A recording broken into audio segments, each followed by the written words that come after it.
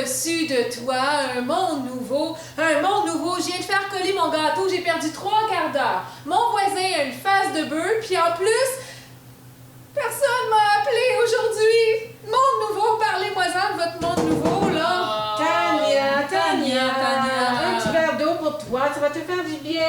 Merci. Hey, franchement, il était à moitié vide, ton verre. Il est à moitié plein, ma Non, chère. regarde, il est à moitié vide. À moitié plein aussi. En tout cas, merci. Bon, Tania, je pense que c'est l'heure de faire un test pour voir si c'est bien ce que je pense. Tu vois ici, j'ai quelque chose à te montrer.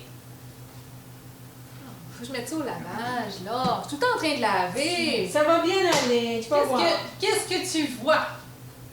Je vais montrer ici. Hein? Qu'est-ce que tu vois, Tania? Un gros point noir, puis en plus, il est pas très opaque. Il est mal fait, puis le crayon, le marqueur, il marche quasiment plus. Il va falloir en acheter un autre encore. Qui a utilisé C'est bien mon ce que je pensais. Pour toi, Tania, c'est l'heure de composer le 911 spirituel. Voyons, je suis pas malade, je vais très bien. Non, mais tu vois, ici, ce n'est pas un point noir qu'il y a seulement. C'est toute une page blanche aussi qu'on peut voir. Voyons, change tes lunettes, là. verre à moitié plein. Mais voyons, vous autres, là, vous avez pas des bonnes lunettes, là. Faut être réaliste dans la vie, Justement, là. maintenant, pour être encore plus réaliste et tout pour sortir de cette dépression dans laquelle tu t'enlises, je pense bien, c'est le 911 qu'il faut composer. Le 911 spirituel, qui est un psaume, le psaume 91, verset 1. Ouvre les yeux et regarde, vois les œuvres de Dieu qui sont grandes dans ta vie. Ouvre les yeux et regarde, sois dans la joie car il agit dans ta vie. Même dans ta cuisine, Tania. Il agit dans ma vie. Ouais. Certainement. C'est comme ça toi qu'on de le a... découvrir. Mais comment il peut agir quand presque tout va mal? On va t'en parler, Tania. Bon, ben, Veux-tu... on va en parler ensemble. je vais aller m'enlever ça. Viens, on là, va je- discuter autour de la table. On a des belles choses à te raconter. Ouvre les yeux, regarde. On est dans une belle cuisine, c'est la vie quotidienne. Il se passe toutes sortes de choses dans une maison, notre maison ordinaire. Ouvrir les yeux et regarder Dieu passer dans notre vie. C'est tout un exercice. Dans la parole de Dieu, on peut lire dans les dernières pages de l'Évangile de Saint Jean, Jésus qui se révèle à ses apôtres après la résurrection. Simon-Pierre dit aux autres disciples, « Je vais pêcher. » Et les autres disciples lui disent, « Nous y allons, nous aussi, avec toi. » Ils sortirent et montèrent dans la barque, mais cette nuit-là, ils ne prirent rien. C'est un petit peu décourageant. Lorsque déjà le jour se levait, Jésus se tint là sur le rivage, mais les disciples ne savaient pas que c'était Jésus. Jésus les appelle, « Dites donc, les enfants, avez-vous quelque chose à manger? » Ils répondent, « Rien. » Alors il leur dit, « Jetez le filet sur la droite de la barque, vous allez trouver. » Donc ils le jettent, mais ils n'arrivent pas à le ramener tellement il est plein de poissons. Alors le disciple que Jésus aimait dit à Pierre, « C'est le Seigneur. » Simon-Pierre entend ces paroles de Jean et il met vite un vêtement et se lance à l'eau pour aller rejoindre Jésus sur le rivage. C'est une belle parole qui nous parle justement d'être capable de dépister la présence de Dieu dans notre quotidien.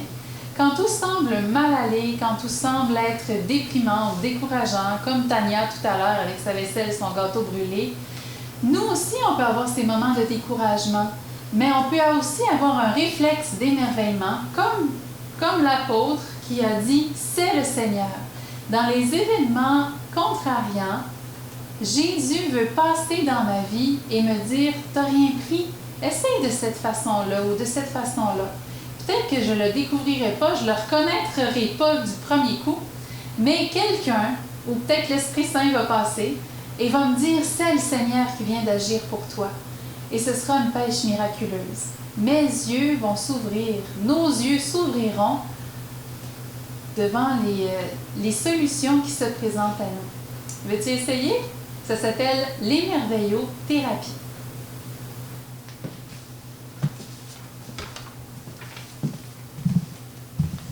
Est-ce que tu aimes les vraies histoires? Moi aussi. J'aime les vraies histoires et je te raconte 2 belles histoires d'émerveillement. C'est en premier de nos missionnaires, nos petites sœurs missionnaires dans un pays de mission qui commençaient là-bas et tout était à faire et à construire, à bâtir, etc. Et au moment donné, les petites sœurs ont commencé à se décourager en disant « Ah, bien, il n'y a rien qui marche ici, là, on n'avance pas, il n'y avait pas grand-chose pour les émerveiller. » Alors, les petites sœurs ont commencé un cahier d'émerveillement, un peu dans la foi, parce que c'était pas facile de trouver des émerveillements dans leur situation. Et voilà que, en commençant le cahier, elles ont essayé ensemble de trouver quelque chose pour laquelle s'émerveiller. Rien. Pendant le premier jour, elles ont cherché.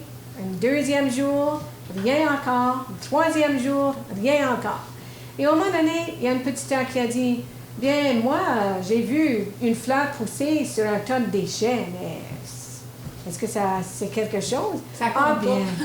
Ça compte pas, elle disait. Ça compte pas. Mais les autres ont dit, « Ben oui, pourquoi pas? Ça compte. » Alors, à partir de cet émerveillement tout petit, les autres ont commencé à trouver des émerveillements aussi et tout a débloqué.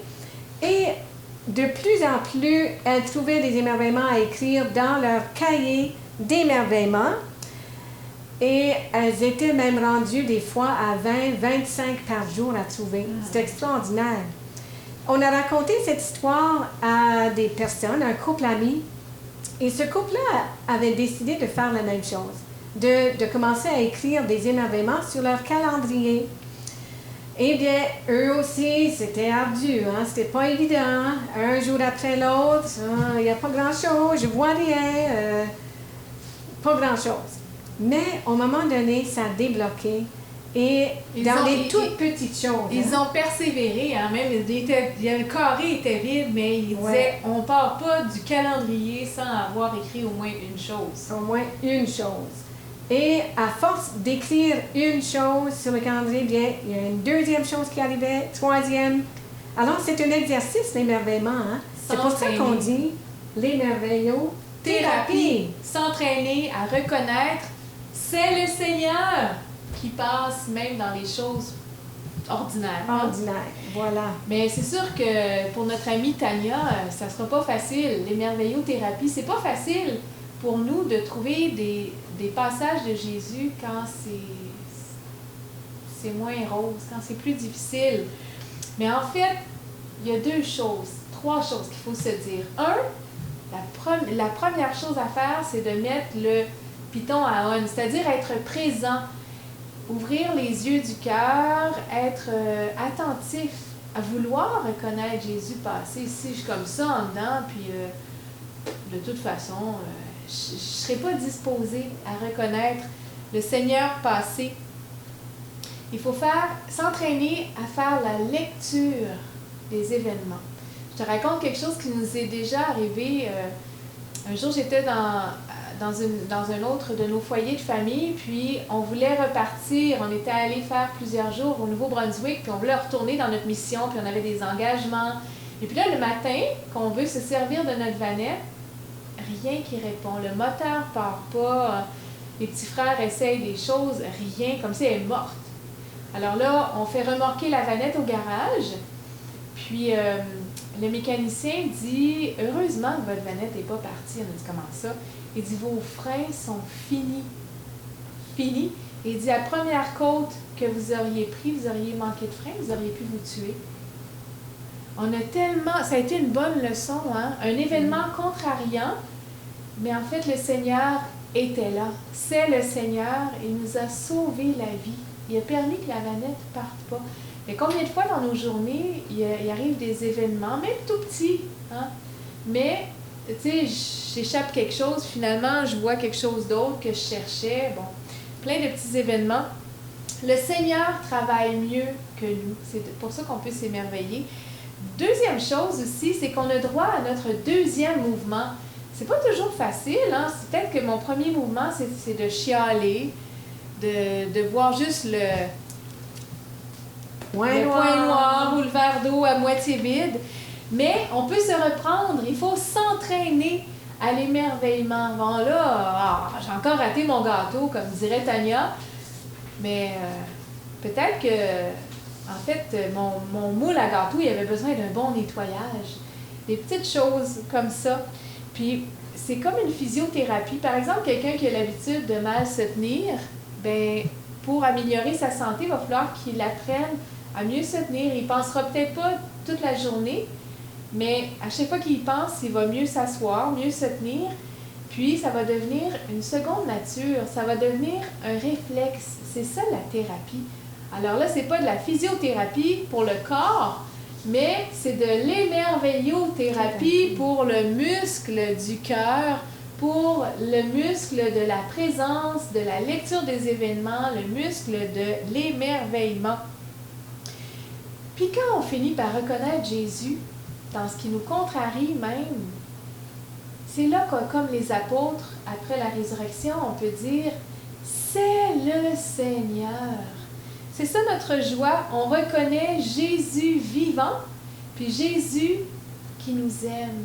Jésus qui fait les choses encore mieux qu'on les aurait fait nous-mêmes parce qu'il orchestre les choses. Mais il y a besoin de ta liberté puis de ma liberté pour y répondre, par exemple. Alors, est-ce que tu as envie de t'entraîner avec nous?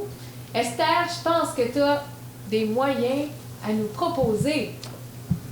Oh, mais regarde, j'ai mis mes lunettes d'émerveillement. Ouais, attends, je vais aller m'en chercher moi aussi. Oui, mets tes lunettes d'émerveillement et regarde bien. Tu pourras voir Jésus passer dans ton quotidien. Des petites lunettes d'émerveillement. Hey, on a parti un club, c'est le club des émerveillés. Oh! Ben oui, c'est merveilleux. Mais là, faut-tu porter ça partout dehors, puis Non, sur la rue, là? bien sûr que non, c'est simplement pour vous faire sourire. Ah! C'est un moyen pour nous faire comprendre que dans le fond, les lunettes d'émerveillement, c'est changer de regard. Hein? Avoir un nouveau regard sur les événements, comme tu en as parlé tout à l'heure. Et sur les autres. Les personnes et les événements. En fait, c'est Tout à dans fait. le cœur qu'il faut mettre ces lunettes-là, Esther. C'est évident, bien entendu. J'allais le dire. Ah, bien, c'est merveilleux. Ces lunettes-là d'émerveillement, c'est les lunettes du cœur. Hein? Le Petit Prince, on le sait dans le livre de Saint-Exupéry, disait « On ne voit bien qu'avec le cœur ». Savoir mettre nos lunettes d'émerveillement, c'est surtout habiller notre cœur de présence à l'autre pour découvrir le beau dans ce qu'on vit. Et on peut être agréablement surpris. Hein? On a connu, avec les témoignages que vous avez entendus, des personnes que leur vie ont été complètement transformées en utilisant les petits moyens de l'émerveillothérapie. Donc, on commence par mettre nos lunettes d'émerveillement. Et ensuite, on prend un cœur d'enfant, bien entendu. Ça prend un cœur d'enfant pour faire de l'émerveillement. Oui, quand même. Un cœur d'enfant, c'est ce qui se laisse émerveiller. Surprendre. Les enfants sont toujours émerveillés. Hein? Ils peuvent être surpris, émerveillés par un insecte, un premier pissenlit. Mais c'est comme ça que le Seigneur nous veut, nous aussi. Il nous veut comme des enfants capables d'émerveillement. Et voilà, ça c'est mon premier moyen. On met des lunettes d'émerveillement. Puis ensuite, on se trouve un cahier. Un cahier, pour faire un cahier de l'émerveillement, c'est pas très compliqué. Un cahier vierge où il n'y a rien dedans, pas de point noir, juste des pages blanches, pour pouvoir écrire à chaque jour des émerveillements qu'on a vus dans notre journée. Puis c'est extraordinaire, ça. Ça fait participer toute la famille, ça renouvelle nos relations aussi, puis ça nous fait voir le beau. Puis ça, c'est un bon moyen à utiliser. Puis quand on est rentré dans l'élan du cahier d'émerveillement, mais tout peut être un moyen pour stimuler l'émerveillement de la famille. Ici, on a déjà fait une fenêtre de l'émerveillement en collant des post-it sur la fenêtre. On peut faire aussi des célébrations d'émerveillement aussi. Écrire des fiches d'émerveillement. Tu écris des petites cartes, puis tu les donnes à ceux qui sont chez toi. Des soupers d'émerveillement. Ou des jeudis d'émerveillement. Ou un calendrier. Hein? Tu prends ta page de calendrier. Ah oui, un calendrier d'émerveillement. Le but, c'est vraiment de choisir, de trouver le beau dans notre vie, parce qu'il y a tellement de choses que le Seigneur fait pour nous, puis il ne faut pas les manquer. Ça nous garde en alliance avec lui, puis ça nous rend peut-être plus présents à nos frères et sœurs aussi. Oui. C'est des bons moyens, hein? Et on finit par devenir contagieux aussi. Hein? De reconnaître les petites choses agréables que le Seigneur fait pour nous. Puis je pense que ça aide au climat aussi. Tu sais, des fois, quand on est en train de chialer tout le temps, ben les autres n'ont pas nécessairement envie d'être avec nous. Mais l'émerveillement, ça attire, ça stimule la joie puis la communion aussi. Et c'est ça ce que Dieu veut pour nous. Il veut ses enfants heureux. Alors, on prend nos lunettes d'émerveillement et on s'émerveille. Ouvre les yeux et regarde. Vois les œuvres de Dieu qui sont grandes dans ta vie. Ouvre les yeux et regarde. Sois dans la joie car il agit dans ta vie. Esther, moi je pense qu'il faudrait demander l'Esprit Saint pour être capable de s'émerveiller. Ça ne veut pas dire de se mettre la tête dans le sable comme une autruche puis que tout est beau puis il n'y a plus de problème, mais reconnaître le passage de Dieu, même dans les problèmes, même dans ce qui est plus contrariant. Oui. C'est pas facile, on l'a dit aussi, c'est pas facile, c'est un entraînement, mais ça rend tellement heureux, nous-mêmes puis les autres. Et ça donne la chance à Dieu de nous aider et de participer à notre vie aussi. Alors, on pourrait justement le prier dans l'action de grâce, dans cet émerveillement à l'avance de ce que Dieu fera pour toi et pour nous. Émerveille-toi et tu vivras. Émerveille-toi, tu feras revivre l'émerveillement te guérira,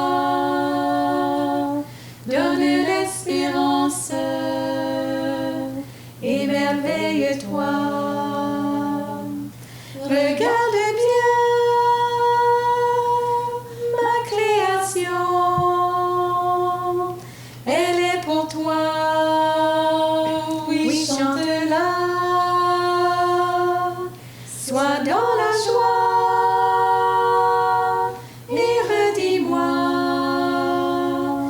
tu es mon Dieu, tu es mon Père. Émerveille-toi, et tu vivras. Émerveille-toi, tu feras revivre l'émerveillement te guérira, donne l'espérance. Émerveille-toi. À tes côtés, tes frères et sœurs, si différents, les évoluent. Et j'ai rêvé la communion dans la douceur, l'humilité. Émerveille-toi, et tu vivras. Émerveille-toi, tu feras revivre l'émerveillement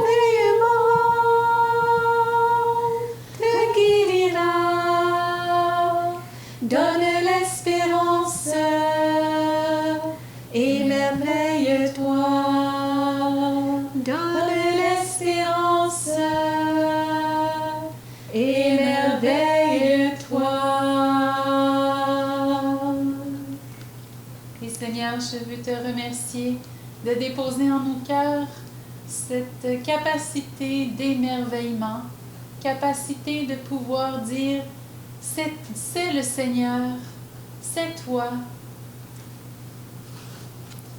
Seigneur, tu es notre Père. Tu sais tout, tu peux tout et tu nous aimes. Tu es là dans tous les événements de nos vies, dans les épreuves comme les bons moments. Tu ne nous délaisses jamais. Merci de nous faire expérimenter ta présence de bon papa pour ses enfants.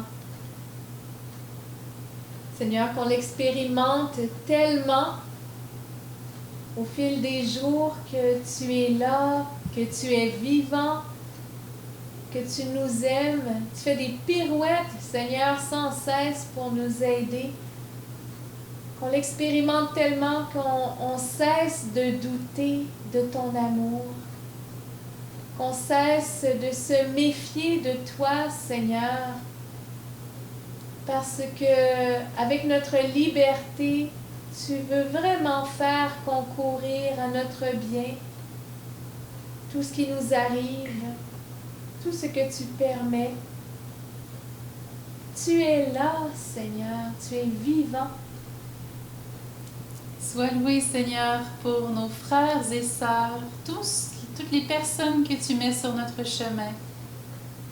Et Seigneur, merci de visiter tous ceux et celles qui écoutent présentement cette capsule. Viens à leur rencontre présentement, Seigneur. Visite-les profondément dans leur espérance. Merci de faire tomber, Seigneur, tout ce qui est découragement, tous les soucis aussi qu'on peut porter. Seigneur, fais tomber tout cela pour nous garder dans la vérité que toi, tu t'en occupes de nous, de chacun de nous. Émerveille-toi et tu vivras. Émerveille-toi, tu feras revivre l'émerveillement te guérira. Donne l'espérance, émerveille-toi. Donne l'espérance, émerveille-toi.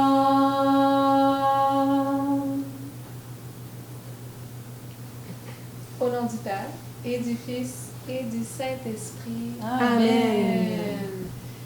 Ben, émerveillons-nous. Bonne chance! Bon défi. Et à la prochaine capsule.